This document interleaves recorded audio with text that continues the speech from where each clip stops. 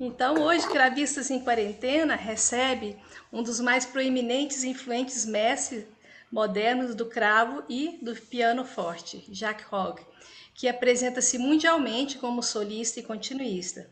Ele foi membro de um dos principais conjuntos de instrumentos de época do mundo, o Orchestra of the 18th Century, dirigido pelo falecido Franz Bügel, e também trabalhou com orquestras barrocas em Salamanca, Tenerife e Espanha. Altamente procurado como pedagogo, ele foi professor de cravo no Conservatório Real de Haia, um dos principais institutos de música antiga do mundo. Deu masterclass em Cambridge, Cracóvia, Praga, São Petersburgo, Budapeste, Itália, Cidade do México, Buenos Aires, Seul, Tóquio, Brasil e alguns cursos de verão em Vancouver, Escorial, Salamanca e Mateus. É diretor artístico da Lira Barroca Orchestra de São Paulo, dos Estados Unidos, desde 2000. Presidente do European Fortepiano Museum Academy, sua discografia inclui mais de 60 gravações com gravadoras como Philips, Sony, EMI, Deutsche Harmonia Mundi e Klossa. Quando eu pedi o currículo para o professor, ele foi muito sucinto e a gente que conhece a sua trajetória sabe que esse currículo podia se estender por 10 páginas, mas é o suficiente só para a gente lembrar de algumas coisas e da generosidade do professor, que o que todo mundo fala a seu respeito, da sua disposição em ensinar, do seu carinho com as pessoas. E eu fico muito agradecida que o senhor tenha aceito esse convite para estar aqui conosco hoje, esse grupo de cravistas. É uma honra para nós, uma verdadeira honra. Muito obrigado por ter aceito, professor. Obrigado, sou eu. Para mim é um prazer ver a todos esses amigos que durante anos não vi e que me dá muito ansiosidade para vir para o Brasil, para ver toda a gente em pessoa, e a Uruguai também, Laura. Então, vou falar um pouco sobre The Twilight Zone. Então, o crepúsculo entre o fortepiano e o cravo, que era mais a conclusão que eu quero ilustrar, é que se buscava uma maneira de tocar no instrumento de teclado com todas as expressões possíveis. Começando, claro, com o clavicórdio. Então, o clavicórdio, onde tem um mecanismo muito simples. A tecla, tangente, tecla baixa aqui, sobe, tangente ali, toca as cordas. Isso, então, como não tem palanca, não tem muita força. Não é um instrumento com muitos decibelos. Mas o contato direto com a corda quer dizer que, pressurando mais ou menos, a corda se estira e se encolhe, então tem uma variação de altura do tom que se chamava bemol, que é um tipo de vibrato. Também para tocar de uma nota, uma linha de notas que se chamava das Tragen der Töne. Então, carregar um tono para o próximo, a gente tem que cuidar de todas as notas para fazer uma linha expressiva e dinâmica.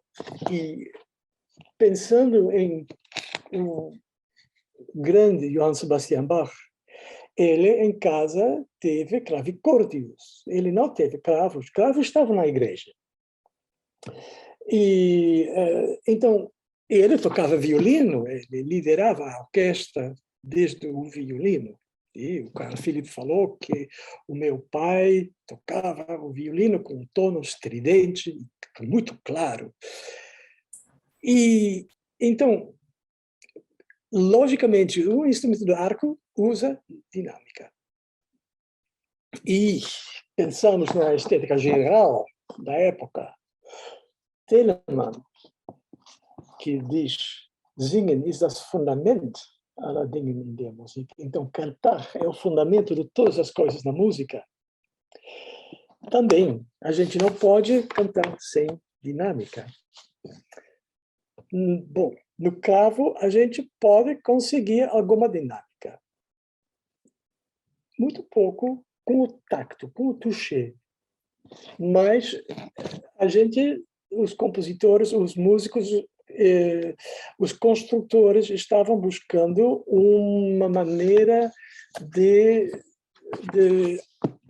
aumentar a possibilidade dinâmica e expressiva no instrumento do teclado. O Bach teve em casa também 2 instrumentos que se chamavam Lautenwerk. Então, era um instrumento com teclado e que estava pinçado, com plectros, com cordas de tripa. Como era a forma do instrumento, a gente não sabe, porque não existe mais nenhum deles. Então, tem reconstruções, algum construtor fazia uma laúde enorme, de metros e metros, como um teclado acrescentado, e outros reconstruções são como um cravo flamenco com um jogo de 8 pés em corda de tripa e outro jogo de 8 pés com corda de metal. O corda de tripa, logicamente, dá mais possibilidade de expressão com o touché do que a corda de metal.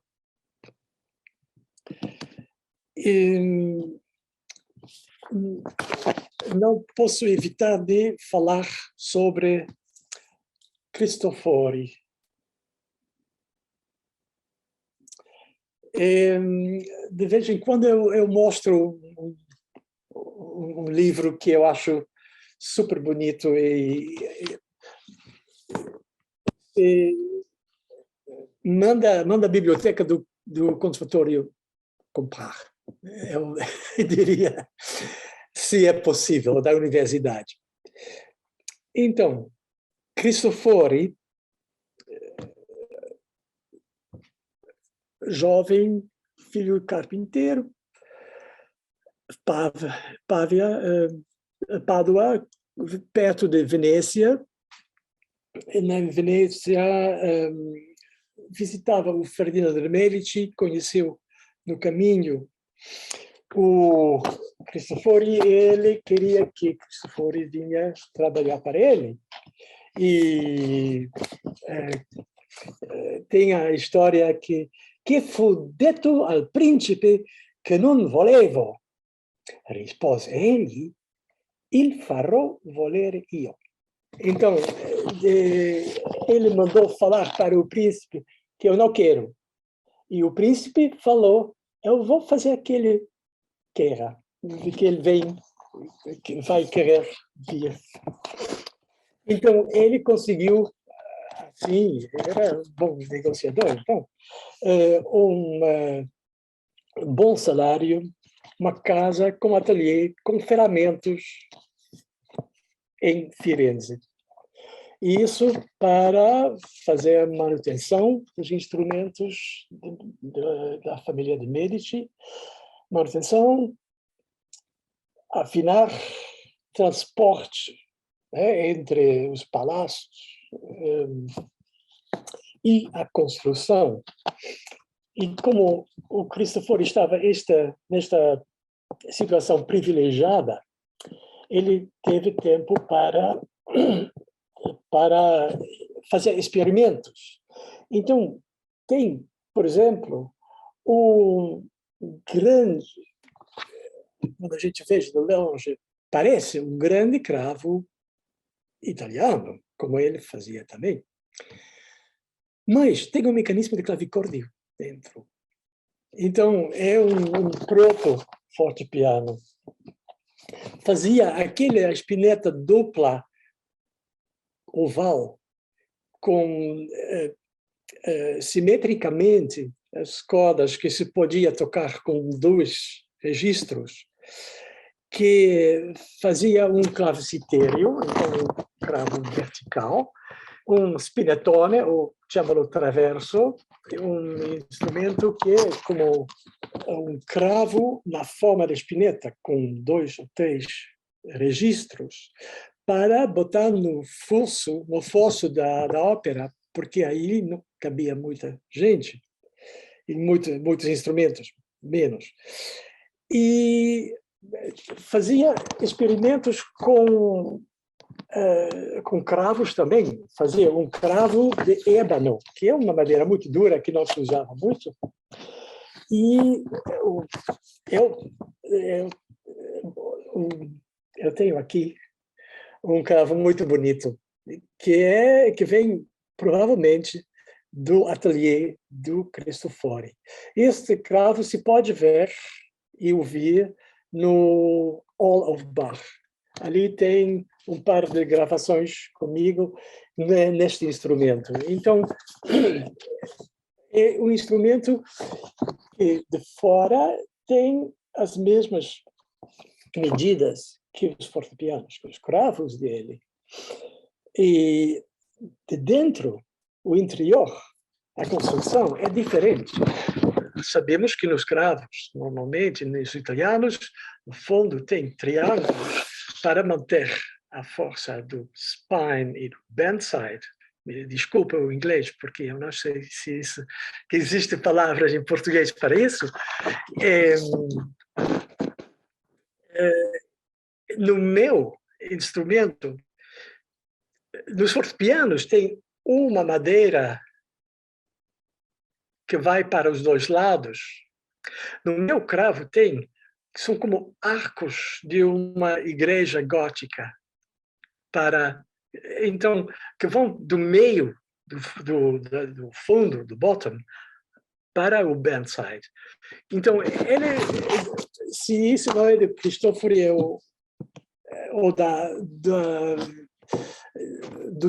do ateliê dele, eu não me posso imaginar que tenha gente que pode, na época, que tinha tempo e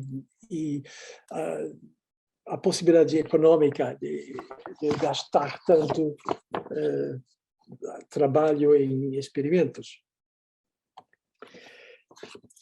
Fazia um cravo também com um 8 pés, um 4 pés e um 2 pés. É o único cravo que eu conheço com 2 pés. E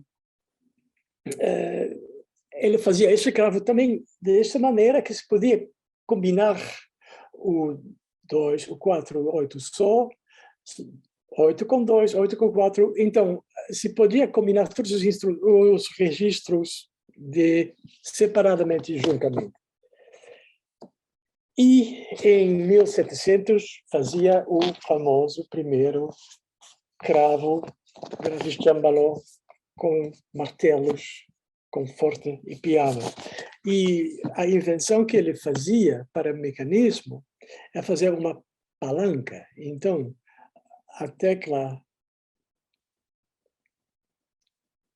dá 2 palanquinhas para dar mais força, mais velocidade ao martelo. Este era o mecanismo básico que se usava durante muito tempo. A gente... Bom, era um instrumento que tinha fama, que diretamente era o Ferdinando de Medici comprou 3 desses instrumentos e ele apresentou um para o Cardinal Ottoboni em Roma. Mas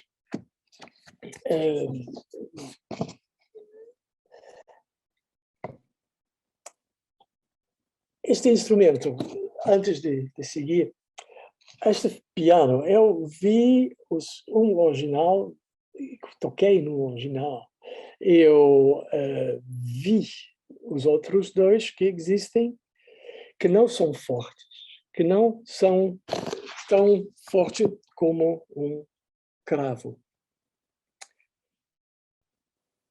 E o abafamento não é tão perfeito do que a gente está acostumado no cravo. Isso não era, acho eu, porque o Cristofori não teve ideias ou a perfeição para conseguir, mas acho que era uma estética, um gosto de estética.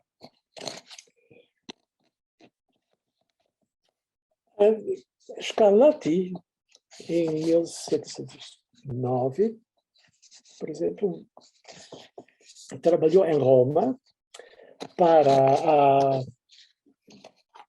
rainha polaca exilada Maria Casimira, que era amiga do Ottoboni. Então, ele frequentava também os salões onde tocava ali, no palácio do Ottoboni, aonde se ouve também, dizem, aquela competição famosa entre Handel e Scarlatti, que o Scarlatti ganhou o cravo e Handel ganhou no órgão. Então, Scarlatti foi para Lisboa em 1719 e ele conheceu os instrumentos de teclado com martelos, com forte e piano. Então, não é muito estranho que os instrumentos que ele trouxe instrumentos, ou ele mandar instrumentos da Firenze para Portugal. Então, não é muito estranho que o construtor sevilhano, Francisco Pérez Mirabal, construiu em 1745, quando a família real e os Scarlatti estavam em Sevilha, que estes instrumentos, ele fazia 2 fortepianos, que ainda existem, com um mecanismo basicamente igual do que este de Cristofori. Outros instrumentos em Ibéria, em Portugal, tem um instrumento de Henrique van Castel, que era um homem dos Países Baixos, a Bélgica, neste caso, e ele fazia um fortepiano com o mecanismo de Cristofori um pouco refinado. E depois de voltar para Bruxelas, ele fazia instrumentos, fortepianos, aonde, para a gente que já ouviu falar holandês, onde de veranderingen gebeuren met de knieën. Então, as mudanças no som se fazem com os joelhos. Então, com o joelheiro.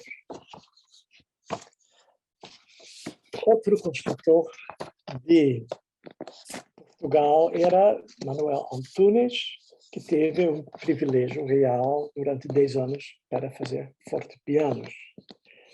Tem um instrumento muito bonito dele em South Dakota, em the National Music Museum, em Vermilion.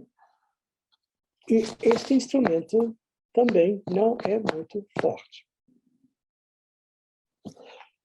Pensamos também que em 1732, tão cedo,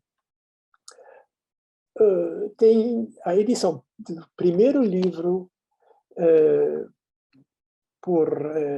escrito de música por Lodovico Giustini di Pistoia, está editado em Firenze, mas está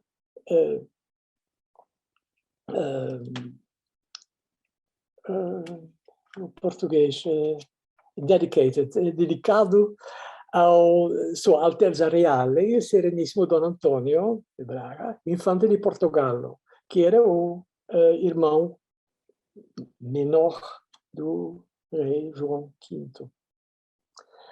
Então, nesta época, o Scarlatti estava já trabalhando lá em corte, dando aulas para a Maria Bárbara de Bragança, a princesa que depois se casou com o próximo rei da Espanha. Ela mandou construir um instrumento a Ferrini, que era o herdeiro e o estudante e sucessor de Cristofori em Firenze. E quando ela faleceu, o instrumento foi inherited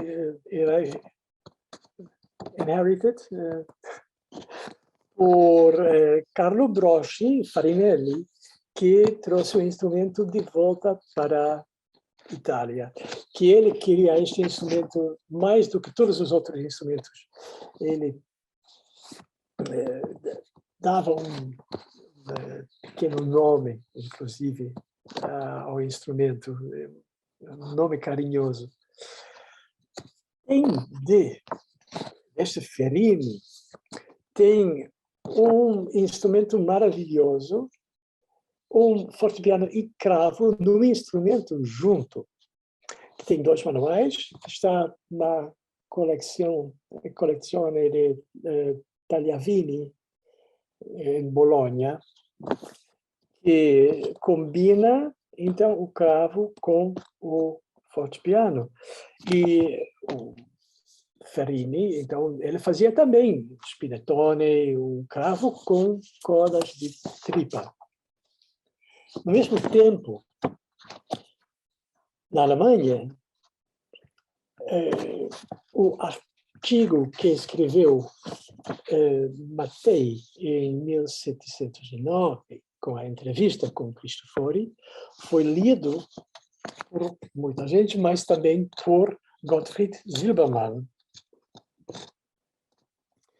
que era o construtor de órgãos mais famoso de Alemanha na época. Teve um ateliê grande em Freiberg. Então, ele também estava numa posição privilegiada. Ele teve tempo para tentar fazer um fortepiano também, usando o desenho da revista, que não era muito preciso. Então, quando o Johann Sebastian Bach foi a visitar o filho Wilhelm Friedemann em Dresden, que é perto de Freiberg, onde era o ateliê de Cristofori, de Silbermann, ele criticou duramente o fortepiano em 1732, né? Que não tocava bem, as teclas não funcionavam bem, não repetiu, e o descante não soava. Bom, e o Silbermann estava bem irritado, que não gostava nada disso, e ele provavelmente viu, ou comprou, e desarmou o instrumento de Cristofori para ver, porque o mecanismo que o Silbermann usou depois é muito parecido em detalhe aos instrumentos de Cristofori, aos mecanismos de Cristofori. Então, foi melhorado até o ponto que o Bach, quando visitou o Carl Philipp, em 1747, ele dava völlige Gutheissung. Então, aprovação total do instrumento. Porque ele viu os instrumentos nos palácios de Federico o Grande. O Federico o Grande, ele comprou uma dúzia. Os instrumentos, os fortepianos, eram 3 vezes mais caros, mas ele comprou. Mais caro do que um cravo. Eu tenho aqui um instrumento destes, uma cópia. Eu vou tentar mostrar como funciona. Então, tem martelos, mas se pode ver que o cravelheiro está invertido. As cordas vêm abaixo. E tem uma corda, um registro de uma corda que se pode mover o teclado para a esquerda.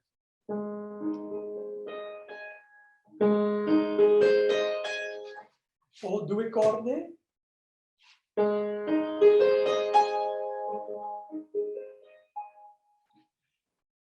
Tem uma história interessante, que é a história de Pantaleon Hebenstreit. O Hebenstreit era um violinista, mas também tecladista, e ele tocava um dulcimer, enorme, e muito virtuoso, e ele mandou, em colaboração com Silbermann, eles botaram um teclado nisso. Bom, brigaram feio e não podiam ter mais contactos e foi proibido ao Silbermann de fazer aqueles instrumentos como aqueles dulcimers enormes com teclado que o Louis XIV chamava de pantalon. E este instrumento, o pantalon, não houve abafadores. É como na música Hungria, na música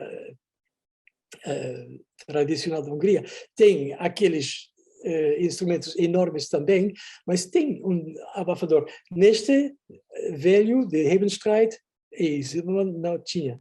Agora, no instrumento aqui, o fortepiano de Silbermann, ele inventou um jeito, tem 2 botões para levantar todos os abafadores. E o Carl Philipp Emanuel Bach falou que era o melhor registro para fazer a fantasia livre. Então, sem abafadores. É capaz que o Silbermann inventou isso pensando na estética do mar de som que chegava do pantalão. Então, espero que o internet muito lento da minha povoada dá para tocar um pouco, mas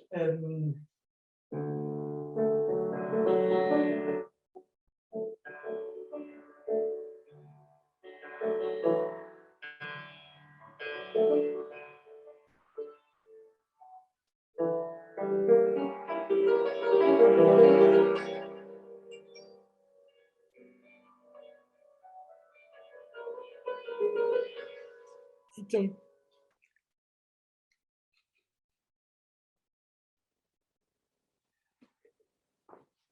eu acho que o Carl Philipp Emanuel Bach escreveu no livro também que a gente tem que fazer isso com muito cuidado. Então, o jeito é segredo para clavistas. quando a gente muda de uma harmonia para uma harmonia nova, faz um pouco de diminuindo. E a harmonia nova vai se apresentar mais. Bom, são os truquezinhos 54.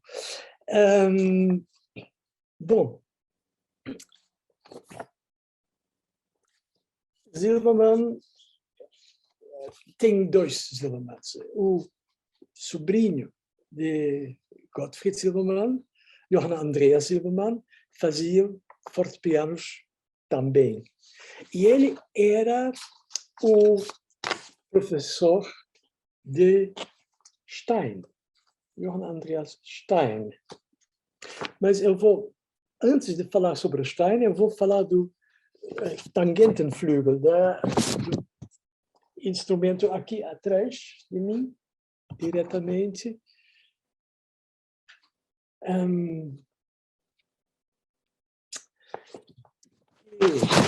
um mecanismo que se chamava de fortepiano também, que não tem martelos, mas tem tangenten, e são como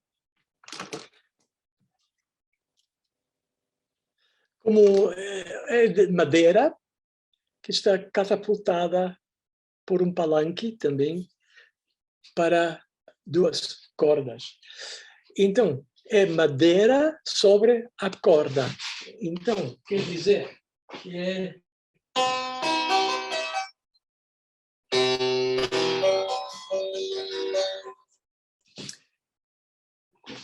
Então, é um som bastante que chega muito direto. Esse som pode ser mudado por genouillère, por rodilha, com as rodas, para subir os abafadores,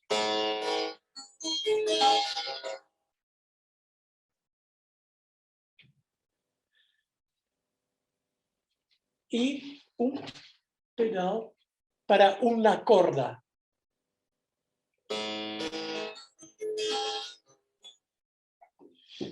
Então, quer dizer, com uma corda, o som fica mais íntimo, mais doce. Tem mais registros. Next register é um fagoto, quer dizer, um alaúde. Então, é um filtro que vai contra as cordas. Fica um pouco mais nasal o som. Que, claro, que se pode combinar com os pedais. Mas, outro registro mais é uma tampa de couro que se introduz entre os tangentes e as cordas. Então, em vez de ter couro no martelo, tem couro flotando e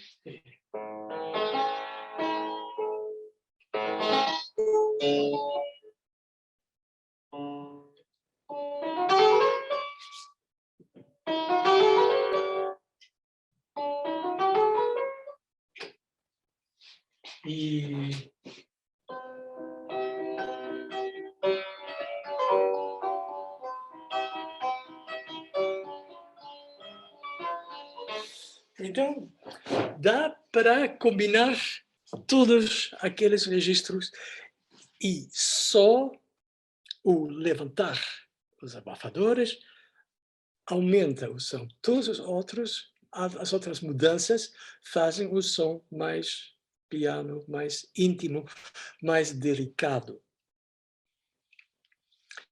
Então, esse tipo de mecanismo foi usado, já está documentado, a partir de 1751, porque o eleitor em Bonn, na Alemanha, conseguiu um instrumento feito por Franz Jakob Spath, em Regensburg.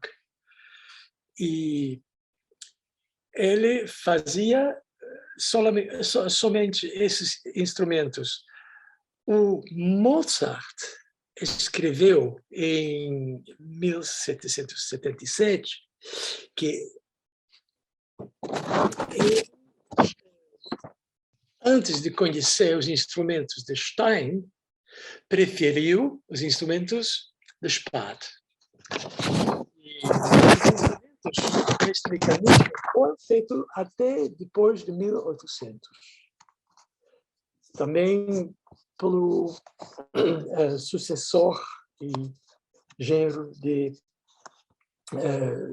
Spath, o senhor Schmal. Ja, Mozart. Ehe ich noch vom Stein seiner Arbeit etwas gesehen habe, waren mir die spätischen Klaviere die liebsten. Então, antes que eu vi algum instrumento de Stein, os de Spath eram os mais queridos para mim. Agora, um pouco de política. E a Guerra de 7 Anos, 1756, 1763, a Alemanha estava tudo terrível, em uma situação horrível. Então, houve os 12 apóstolos, os 12 alunos de Silbermann que fugiram. A maioria foi para Londres, alguns foram para Paris. Os que foram para Londres, entre eles, por exemplo, o primeiro que fazia sucesso com pianos de mesa, Zumpe, Johannes Zumpe, ele fazia pianos de mesa pequenininhos e com registros. Ele é um mecanismo muito simples, sem escapement.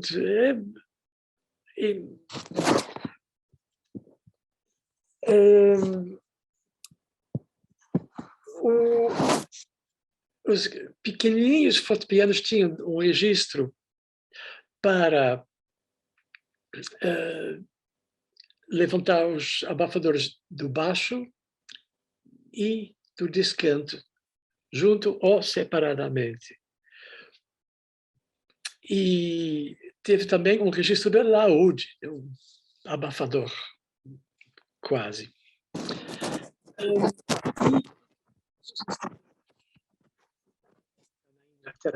Tiveram uma tampa separada.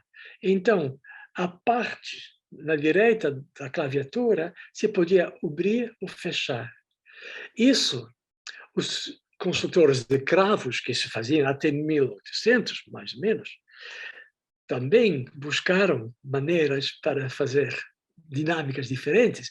E uma maneira era, na Inglaterra, de botar um pedal para abrir e fechar uma tampa Venetian Swell. Então, é uma tampa com madeiras paralelas que se podia subir como persianas na janela. A posição normal era fechado. E também, quando a gente veja pinturas de, normalmente, as moças da família tocando ou cantando num piano de mesa, muitas vezes era com a tampa fechada, que quer dizer que não era buscando um som forte, era buscando um som delicado. outro apóstolo, outro aluno de Zilberman, Americus Bakkers, provavelmente da Holanda, originalmente, ele mudou o mecanismo de Cristofori um pouquinho. E soava um pouco mais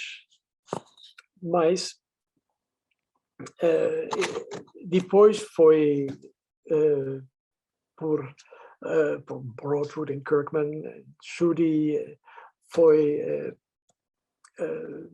desenvolvido mais longe. Eu esqueci de falar com aquele Venetian Swell, com o pedal, se pode fazer vibrato também, que é um pouco um vibrato lento, como a ambulância que passa.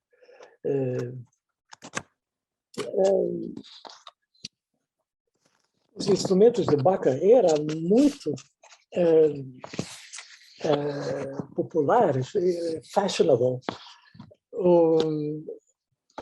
Isso se sabe porque Jane Austen escreveu Pride and Prejudice, e tem 2 pessoas que se compraram um piano forte de Americus Bakkers, que é uma anedota bonita. Falando de Paris, por exemplo. Paris, ali foi o Stein durante uma época. E ele trouxe ali compositores, músicos famosos, virtuosos, como Johann Gottfried Eckart, que era alemão, mas ele ficou também.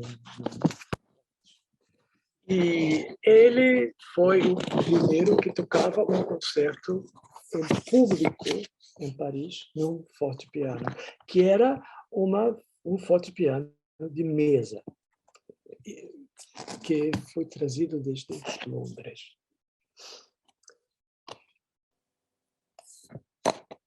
Era uma época de transição. Por exemplo, Boccherini, famoso violoncelista, compositor, ele escreveu Opus 5 sonatas para teclado e acompanhamento de violino. O manuscrito que está em Parma diz fortepiano. 10 anos depois, o manuscrito foi editado em Paris e ali diz clavecin. Então, era um intercâmbio. Mozart estava em Paris em 1774, então ele ali provavelmente conheceu, e seguramente na casa de Johann Christian Bach em Londres, conheceu os fortepianos e, sobretudo, de mesa. Instrumentos pequenos, delicados. Chegamos para Stein, Johann Andreas Stein, aluno do Johannes Andreas Zilberman, fazia experimentos também. Tem várias coisas, um politone clavicordium, que era um cravo muito grande, com 3 registros 8 pés, e um quarto jogo de cordas para fortepiano. E para um fortepiano pode ser que era a primeira vez que ele concebeu um pedal para levantar os abafadores com a rodilha. porque no Zillermann, como eu mostrei, agora não posso porque o gato está lá sentado.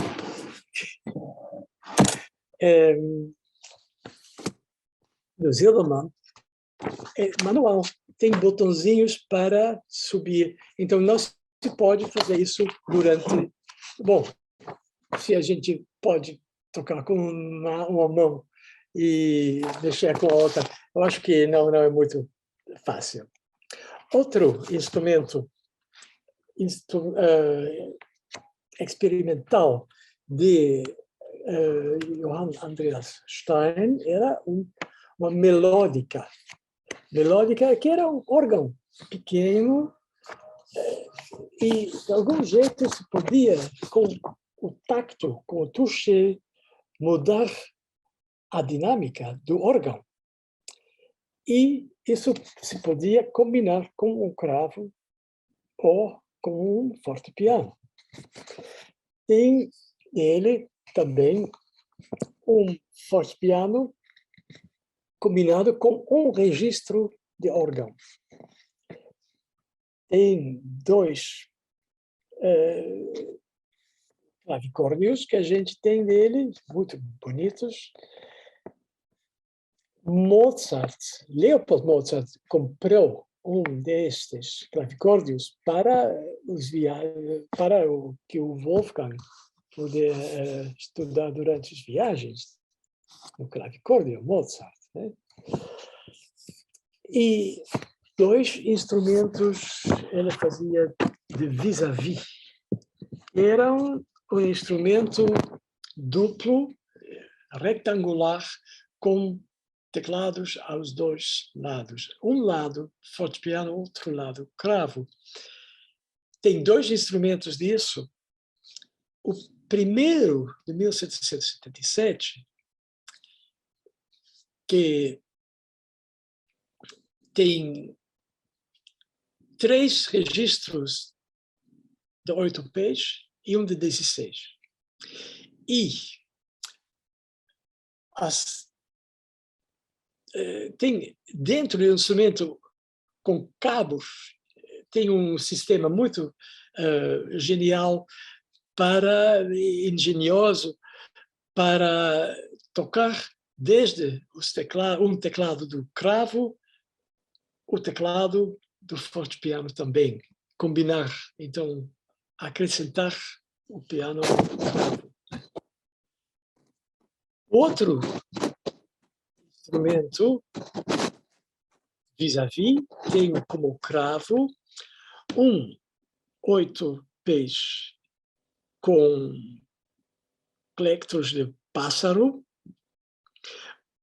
um 8 pés com plectros de couro.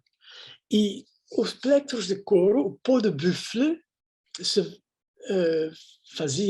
se usava também em França, em Pascal, por exemplo, e no couro, que se usava também por Schudy em Kirkman, na Inglaterra, se pode fazer com os dedos já muito mais dinâmica do que com o pássaro que agora tenho nos cravos.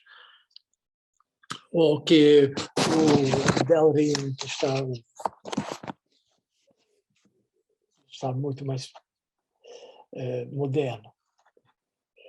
Então, e no segundo cravo de instrumento de vis-à-vis, o mecanismo de fortepiano é finalmente vienês, como os instrumentos, os pianos de cola que o Stein fazia para quando estava morando em Viena depois. Os cravos, os fortepianos pequenos, é como os clavicórdios, os fortepianos pequenos de mesa, retangulares, eram muito mais comuns do que os de cola. Mas barato, mais pequeno, mais íntimo. E também ali, muitas vezes com mudanças de som, registros, abafadores, para usar como laúde, por exemplo, que faziam o som mais íntimo, mais piano. Então,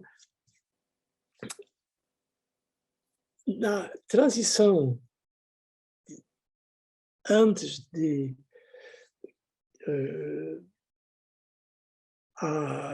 na sala grande, as salas cresceram.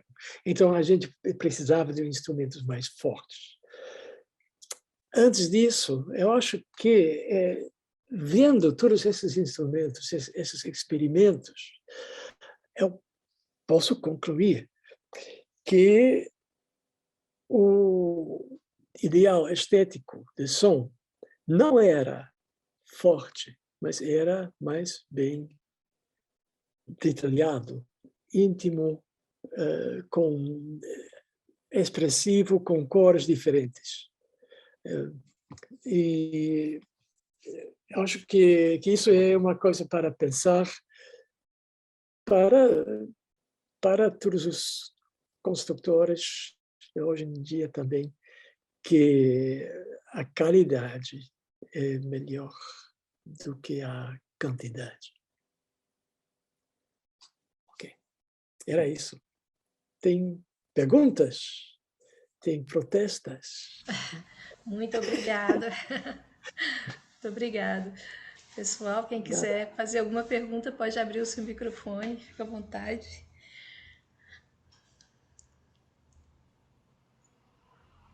Jaque, queria que você falasse um pouquinho sobre a parte do fortepiano enquanto instrumento de contínuo, tá? Bom. A gente tem aqui na classe alguns alunos do Conservatório de Regência que, por exemplo, estão trabalhando tanto com barroco, mas também já no classicismo. E o que eu queria perguntar para você é o seguinte: essa transição, quando a gente abordar um repertório com contínuo, até onde eu posso utilizar o fortepiano? Eu sei que Haydn, ok, Mozart, não posso usar em Mozart. Aonde que o fortepiano entra e até onde que ele vai? Se Mannheim, todos os compositores contemplam um contínuo fortepiano ou não? O que você diria aí para os nossos alunos na hora de montar uma sinfonia clássica, por exemplo, do início do classicismo? Momentinho. O Zillermann tem mais um registro que é muito engenhoso.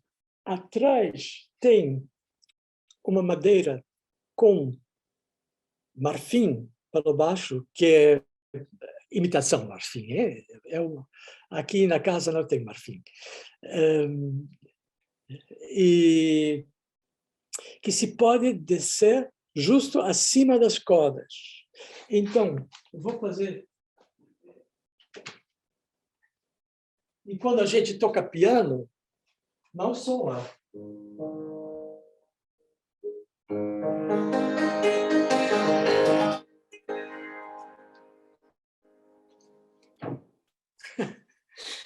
Então, quer dizer que com este registro, o byte do som é muito mais claro do que o som do martelo só.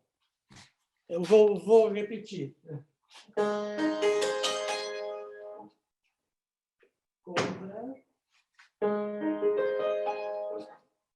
Então, isso, eu estou convencido que isso se usava quando a gente tocava com esse instrumento, 1746, né? Numa orquestra. Quando a gente toca piano, tem o som doce, redondo. E quando tem que tocar forte, com esse registro, morde. E é muito mais estridente, muito mais preciso. Então, acho que, basicamente, o contínuo nas sinfonias. Se sabe, por exemplo, que Haydn, em Londres, dirigiu tocando o fortepiano. Tem um escrito sobre a premiere da Sinfonia 98, dizendo que o Haydn tocava o pequeno solo no final.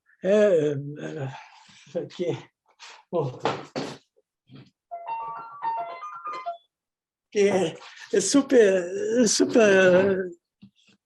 giro. Que ele tocava isso com delicadeza, no fortepiano. Então, se sabia que nos anos 90, que é a segunda série das Sinfonias de Londres, que se usava nos concertos de Solomon, organizado por Solomon, se usava um fortepiano. Que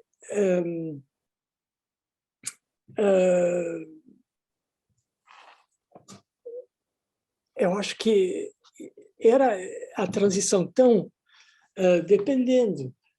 Quando numa ópera, na ópera tinha um cravo, um bom cravo para fazer o contínuo, se usava. E quando o duque, o rei, o príncipe comprou um fortepiano, se usava fortepiano. Pronto. E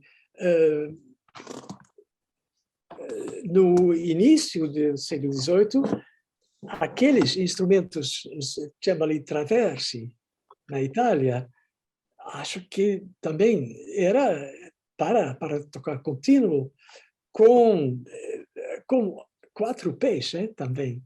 8, realmente presente nas óperas, no fosso.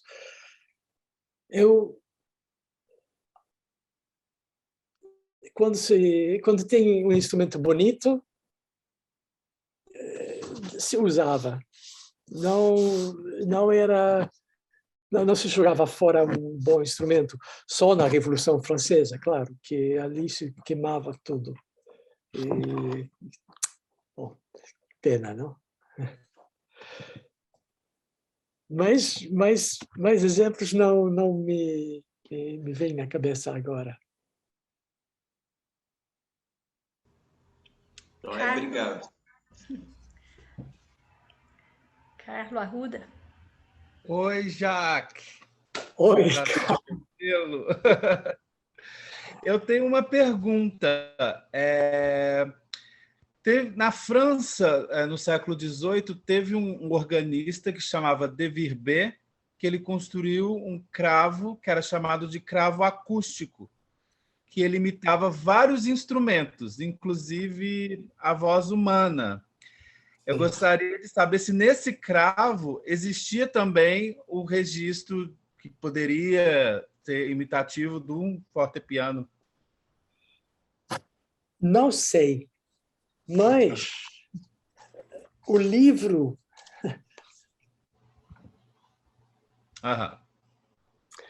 tem um capítulo sobre the pianoforte in France. Então, olha, se você me escreve um e-mailzinho, eu faço fotocópia do capítulo e mando. Tá? Muito obrigado. E o meu endereço de e-mail está no website. Sim. Muito obrigado. De nada. Bom, parece que Maria de Lourdes Cútulo está com o microfone aberto. Quer fazer uma pergunta, professora? Ou só conversar? Eu peço desculpas que eu cheguei tarde, que eu vim do médico. E por isso, não, está bem. Eu Não tenho perguntas, tenho o prazer de escutar. Obrigado.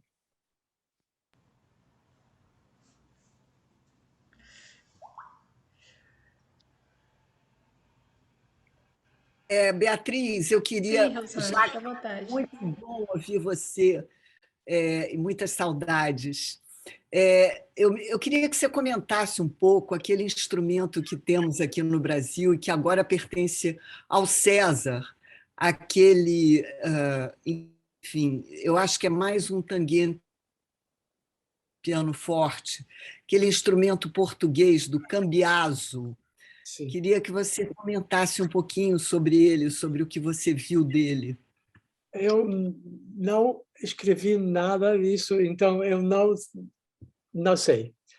Eu achei super bonito de fora e interessante, e acho que é um instrumento de tangentes também, que não era de martelos. Mas a história, eu tenho certeza que o César pode dizer mais sobre este instrumento. César está presente. César, se quiser se manifestar. César, até estou curiosa de saber se você decidiu, porque você tinha planos de retransformar ele num cravo, se você já tomou a sua decisão. Estamos todos ansiosos pelo resultado. Olá, Rosana. Eu ainda não decidi. Tenho tanta coisa para fazer e tanta coisa que vai aparecendo que eu ainda nem comecei a desmontar ele. Então, eu não sei exatamente a que rumo que vai tomar esse restauro, né? Mas eu acho que provavelmente ele vai virar um cravo novamente, devido à extensão das cordas, ele que limita o que você faz, porque ele é feito para cordas de latão.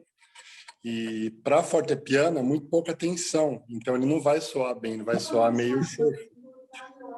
Então eu acho que provavelmente eu vou retornar ele ao formato cravo. E aí, eu queria... Jacques, vocês estão ouvindo? Sim. Agora não. Tudo bem, Jacques? Tudo bem. Eu queria só conversar com você, ver como é que você está, como é que você tem passado. E a outra pergunta é quando é que você volta para o Brasil novamente? Eu gostaria muito de vir. Eu já falei que estou com saudade mesmo. E uma reunião como essa também ajuda para me entusiasmar para vir. Eu gostaria muito, mas eu passei o tempo bem tranquilo, muito bom. Durante um ano, nada. Eu teve o primeiro concerto em junho, concerto com alguns brasileiros, como João Rival, com o Cláudio Ribeiro, e a gente tocou concertos de 3, 4 cravos de Bach, que era, bom, era a primeira vez com uma máscara, era em Estocolmo, era antes de viajar um teste bom, tudo o circo que se precisa fazer. Mas eu não, bom, eu gostei muito. Eu não pensava que eu ia gostar tanto, que eu tinha tanto saudade de tocar para público também. E, bom, eu gravei um concerto que está no internet, que se pode ver. E que tem... E depois um curso em Espanha, e depois nada, porque os concertos nos Estados Unidos foram cancelados ou aplaçados para os datas depois, porque lá é difícil organizar as coisas. E eu não posso entrar até o 8 de novembro. E então, tenho planos, tenho um concerto só, um recital em Espanha, em dezembro tenho um concerto com a Orquestra Barroca de Tenerife, que está bonito também. Bom, espero ir aos Estados Unidos outra vez a Minneapolis e São Paulo em janeiro. Espero que dê certo. Desta vez vai ser um programa bonito quando a gente pode fazer. E então tenho menos coisas. Eu fiz muita coisa em casa. Eu li muito mais do que antes. Eu estudei, mas durante essa época era difícil acabar uma obra bem, 100% para fazer isso apresentável. E não... Bom, pegar o livro de sonatas de Mozart e tocar todos. Que é um prazer para mim, mas não é necessariamente um prazer para quem escuta. Então, então esse tipo de coisa. E, bom, eu fiz muito hiking, eu andei muito. Aqui é bonito, tem colinas. Então, como já falei, perdi 25 quilos. É melhor, né? Bom, era também por medo, porque quando a gente veja os hospitais que a gente que pesa muito está mais tem mais problemas. Sim. Do que a gente que pesa normal. Agora tem o BMI normal, que é exatamente o meio. Isso fiz coisas na casa pouco, no jardim. Bom, isso é bom. Ter um grande jardim para estar é uma benção, porque no lockdown, quando a gente só podia... Bom, na Holanda, houve horário para os idosos no supermercado. 7 da madrugada. Muito bem. Uma hora só para não via nada, ninguém. Então, foi ótimo. Então, às vezes, ser velho é bom, né? Vantagens, né? Eu ouvi recentemente a gravação que você fez do Aula Bach no seu cravo italiano. Adorei aquela gravação. A expressividade do cravo é incrível, e também a sua expressividade, né? Mas adorei o som daquele cravo. Eu não tinha ouvido ele ainda. Se o senhor me permite, eu gostaria de passar um pedaço daquela gravação aqui para as pessoas ouvirem. Posso? Pode. Bom, eu vou me despedir, então. Tchau. Tchau, Jaque. Um abraço. Saudades. Até pouco. Tá.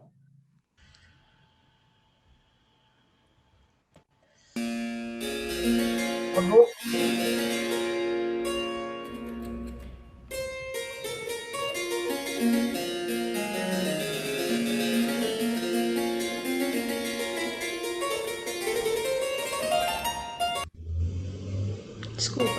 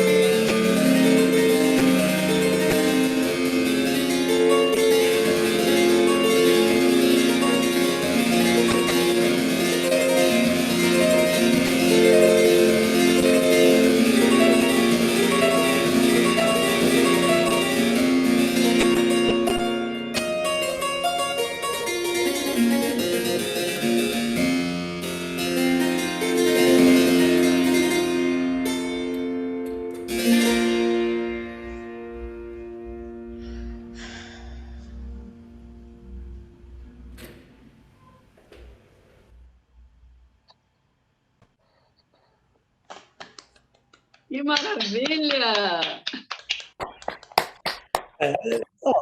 O que eu fiz, eu explico. O Carl Philipp escreveu, naquelas passagens de acordes seguidos, a gente toca 2 vezes, de baixo para cima, baixo para cima. Então, pum, pum, pum. É só isso. Então, eu acho que funciona muito bem, porque isso também soluciona o problema que a gente tem quando as passagens estão escritas em semínimas. E, de repente, vem quartas. A gente pode fazer um e o outro. Então, eu acho que eu tomei a palavra de Carl Philipp à la letra. Muito bom. Assim, por isso dura tanto.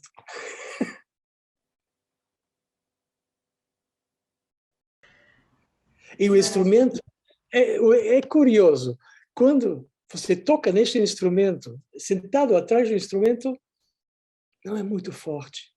Mas, outro lado da minha sala, aqui, não é muito grande, são 4 metros. A 4, 5 metros, soa muito mais.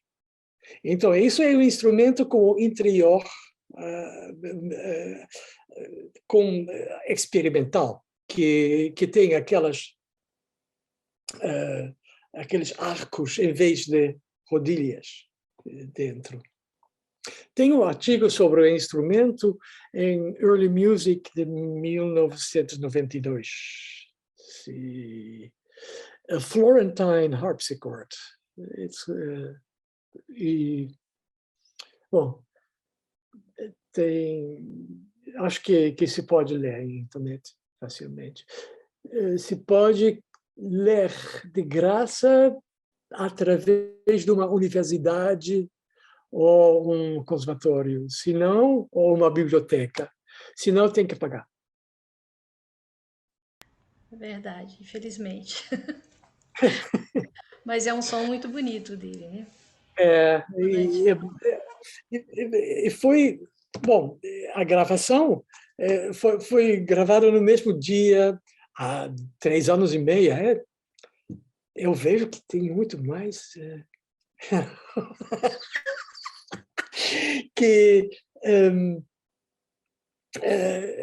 foi junto com o Prelúdio Fuga em Fá sustenido menor, que já foi publicado há 2 anos atrás, do cravo bem temperado, né?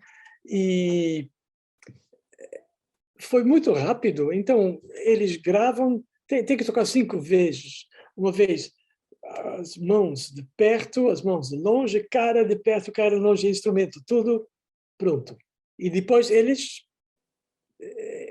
editam muito bem, mas vieram aqui 4 homens com microfone, com luz, com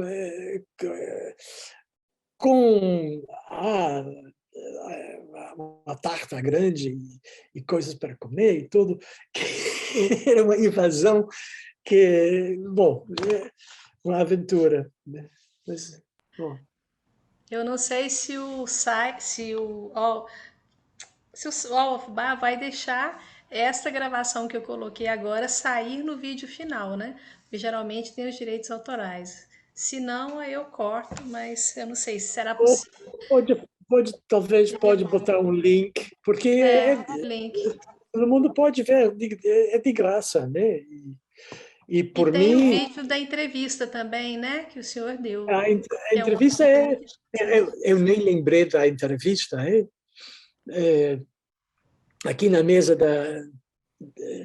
da cozinha, que eu explico mais ou menos como está escrito a obra. É uma obra muito jovem de Bach, mas eu posso imaginar esta obra também num Lautenwerk, por exemplo.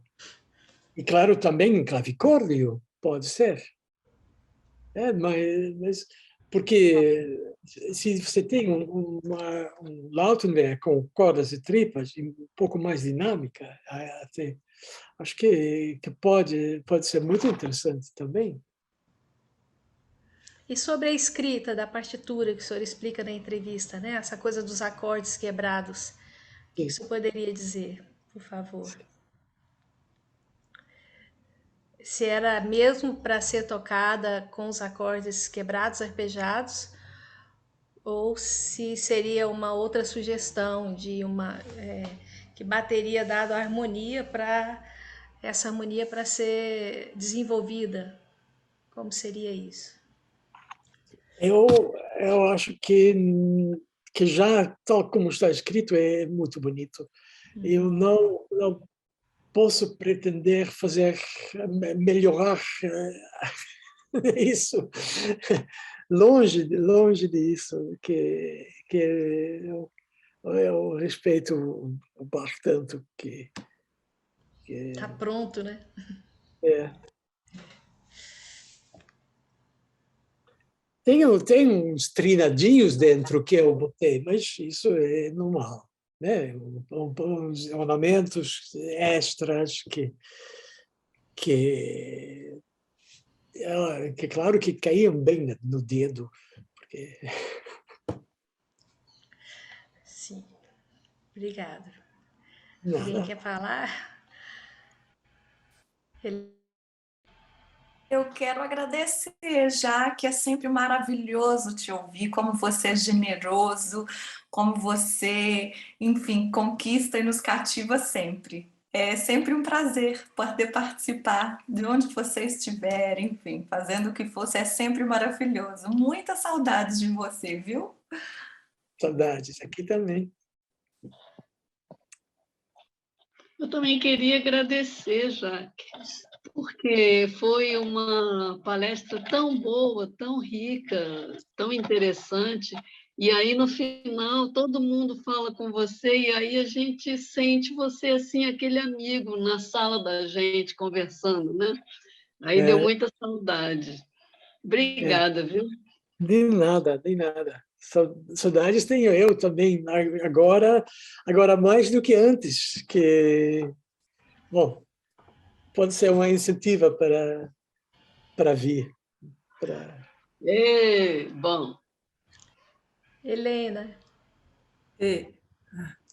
Então, na verdade, eu preciso até pedir desculpas porque eu tive que sair e não peguei grande parte, mais ou menos, né? Mas uma boa parte. Teve um telefonema chato, uma pessoa da família que precisa fazer cirurgia e tal, enfim. E quando eu voltei, agora eu ia pôr uma pergunta que eu tinha, mas o assunto está lá longe, foi bem no começo da palestra, e as pessoas já estão se despedindo, então eu não sei se eu volto para aquilo ou não. Mas eu vou arriscar, mesmo que vocês fiquem bravos comigo e digam, meu Deus do céu, lá vem ela. Mas... Jaque, quando você falou do Tangentenflügel, né, me ficou uma dúvida, e eu não tive tempo aí de pedir esclarecimentos, mas é um fortepiano que é tocado por tangente, né, como o clavicórdio. A minha grande dúvida é como que, então, o piano tem um som tão mais forte do que o clavicórdio. Momentinho. Vou pegar...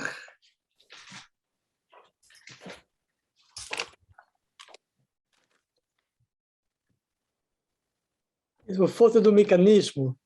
Então, tem uma palanca, aqui tem o abafador, aqui tem o tangente, que está, quando você baixa a tecla, vai aquela palanquita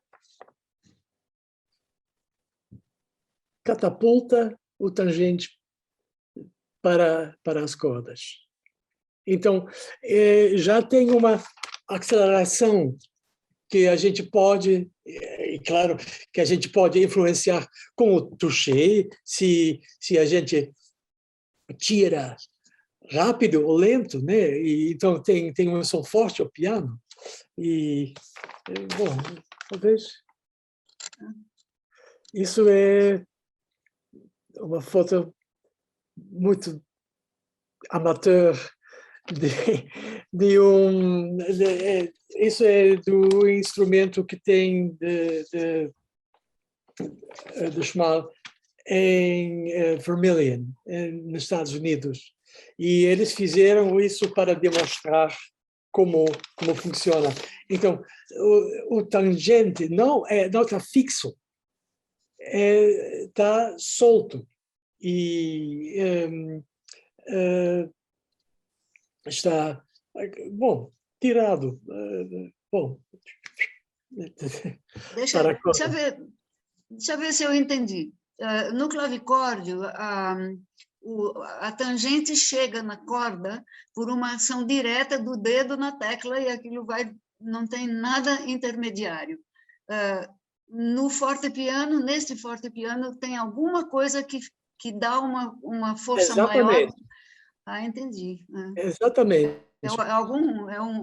É que nem um gatilho de um revólver, vamos dizer. Exatamente, é isso. Entendi, obrigada. Era isso que eu queria saber. E quero me unir a todos os agradecimentos, a todo o carinho e toda a admiração que temos por você. Para mim é uma alegria ouvir você falar. Para mim, bom, ver todos, para mim é fantástico. Bom, eu não sabia que o professor falava português melhor do que eu, então eu fiquei muito surpresa. Foi uma grata alegria. Estou copiando as palavras do meu colega Gustavo, que acabou de falar. Bia, ele fala melhor do que eu, impressionante. Parabéns pelo português. Desculpe, Nives, eu te cortei, fica à vontade.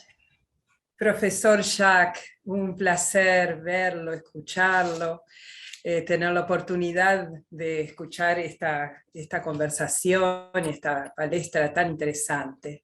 Y además de agradecerle, quería recordar, a ver, y si usted pudiera decir las características de aquel instrumento que Trevor creó, que él dio a llamar el piancicordio, y sí, que recordé cuando usted se refirió a ese instrumento que combinaba el clave con el fortepiano, y recordé aquel mecanismo que, bueno, aquí en Uruguay, primero estuvo en Uruguay el instrumento y tuvimos la oportunidad de tocar, y él nos explicó cómo funcionaba, pero quisiera si usted pudiera recordar el mecanismo de ese particular instrumento.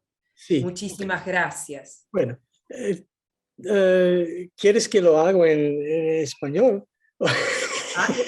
Es igual, en portugués entiendo perfecto. No, en portugués está bien. No falo, mas comprendo. O Trevor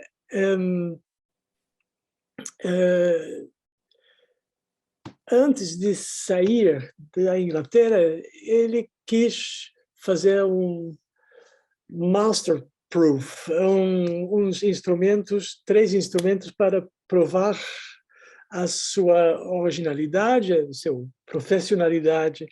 Então, o primeiro era aquele cravo vis-à-vis, com um cravo francês de um lado, um cravo inglês do outro lado, com laúde inglês, com tudo perfeito, com a pintura, com 2 homens na tampa, um nu e outro com uma pequena faldinha. E este era o primeiro. O segundo era um virginal para crianças. Teve um teclado extra, que se podia trocar com o teclado normal, com teclinhas pequeninhas para as mãos pequenas de crianças. Pintado como um cocodrilo.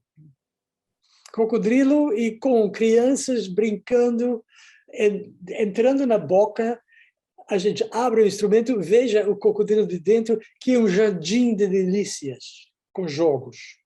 Bom, era o segundo. E o terceiro instrumento, que acho que é genial, ele, como um inventor do século XVIII, concebeu um mecanismo de fortepiano que era nem Cristofori, nem vienês. Original. Que os martelos, como muitos martelos dos primeiros fortepianos, os pequenininhos de mesa de espineta, que tinham os martelos de madeira, direto. Alguns teve também, como no instrumento de Trevor, uma tampinha de pergamino. Eu não sei se pergamino, espanhol é pergamino, mas eu não sei se em portunhol é pergamino. E então, nos abafadores, o mecanismo do fortepiano se pode, entrando o teclado, funciona, tirando para fora, não funciona. Então, os martelos vão no vão. E nos abafadores, ele botou um mecanismo de cravo. Então, para uma das duas cordas de cravo, mas não com plumas, é com couro, e o couro tem uma tampinha também de pergaminho.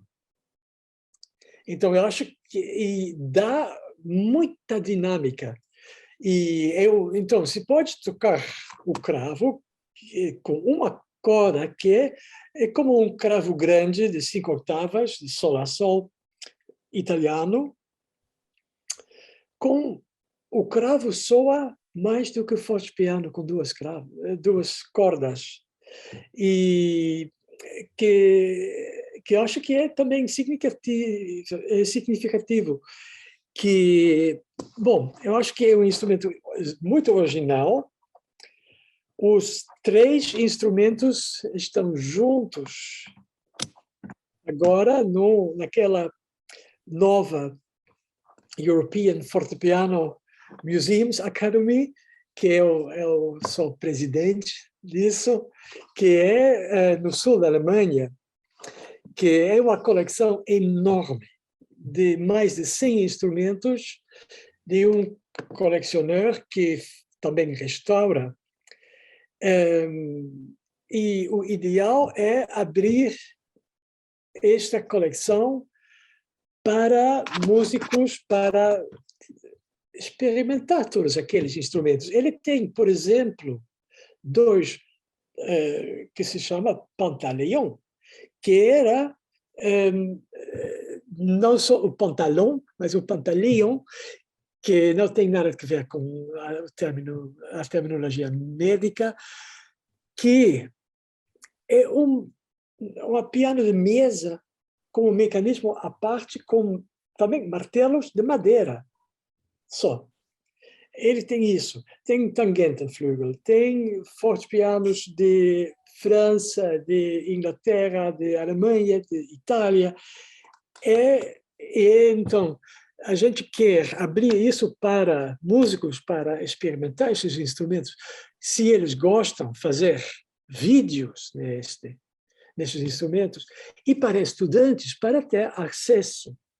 Eu estou tão entusiasmado porque há muitos anos atrás, quando eu estudava cravo, eu estava morando em Amsterdã, cada quarta-feira eu fazia autostop para ir para a Haia, porque no museu lá teve a possibilidade de estudar nos cravos originais, nos Rückers, no italiano, no Schudi, que era bom.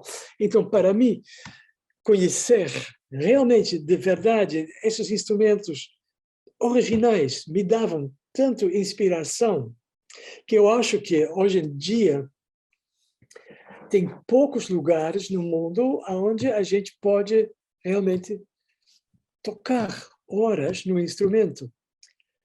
Claro que na restauração a gente tem que cuidar que a gente não perca informações essenciais, mas, bom, então, esses 3 instrumentos de Trevor, como prova da existência de um construtor muito original e inventivo do século XX, estão nesta coleção agora. Bom. Qué lindo. Muchísimas gracias. De nada. Por la aclaración y el recuerdo, porque no recordaba bien cómo era. Incluso tenía pedales, pero los pedales en ese momento, cuando el instrumento estaba en Uruguay, no funcionaban. Ah, bueno, ahora sí funciona. Sí, sí. Que lo mandé a arreglar. Porque cuando llegó aquí, porque, bueno, fui mandado al hermano de Trevor en Inglaterra e ele não sabia o que fazer com isso. Então, ele sabia que eu estava com os 2 outros instrumentos. Então, a gente decidiu, foi para ele para pegar. Ele me deixou o instrumento. Felizmente. Mas estava com todos os filtros, estavam comidos. Estava mal, teve bichinhos, teve... Bom, a gente botou no congelador enorme para matar os bichos, né? E agora o instrumento funciona. E tem 2 pedais. Um é para levantar os abafadores, o outro é para botar os abafadores nas cordas para criar um tipo de laúde, um tipo de registro de fagote, um moderator. É muito inventivo, é um instrumento genial, que eu gosto muito. Muchas gracias, Jacques. Muchas de nada. Un placer, gran placer. Jacques, eu também queria agradecer muito este encontro, foi ótimo ouvi-lo, fez recordar os bons anos na Holanda, em que era o professor com quem eu podia falar português, não é? Bom, português do meu jeito, hein? Podia falar português, era o único professor, todos os outros não dava, não é? Não, mas eles ensinaram outras coisas, né? Claro. E foi uma ótima experiência. Espero que volte a Portugal para ver se para a próxima vez nos encontramos. Eu espero também. Escuta, o 4 de dezembro vou tocar em Cáceres, na Espanha, que não é muito longe, é meio entre Madrid e Lisboa. Eu vou tocar nesse instrumento do Trevor. Sim? Então, então vou ver aqui com minha vida, ver se conseguia. Não é tão longe. Manda alunos. Sim, ver com alunos. Eu gostava muito de poder trazer à escola um trabalho, se viesse a Portugal. Olha, vai ser um programa com música ibérica só, hein? Nebra, Albero, Soler Seixas, Scarlatti, claro. Fantástico. Eu vou ver como é que podemos fazer. Ok. É uma alegria poder ouvir esse instrumento e ouvir o Jacques novamente. Até pronto. Então, vou ver essa hipótese.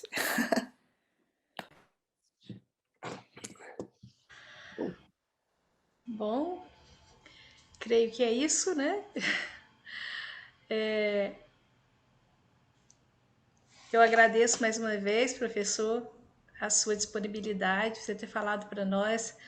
Foi muito bom e assim o encontro, né, em geral é muito bom. Tantas pessoas felizes em encontrar com o professor e é uma alegria isso. Fico muito agradecida ao professor e a todas as pessoas que disponibilizaram a aparecer hoje na reunião.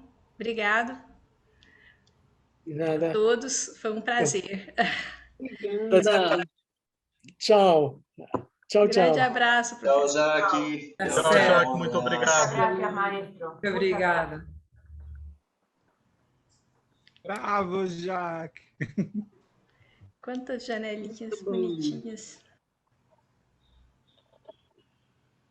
Qué divino.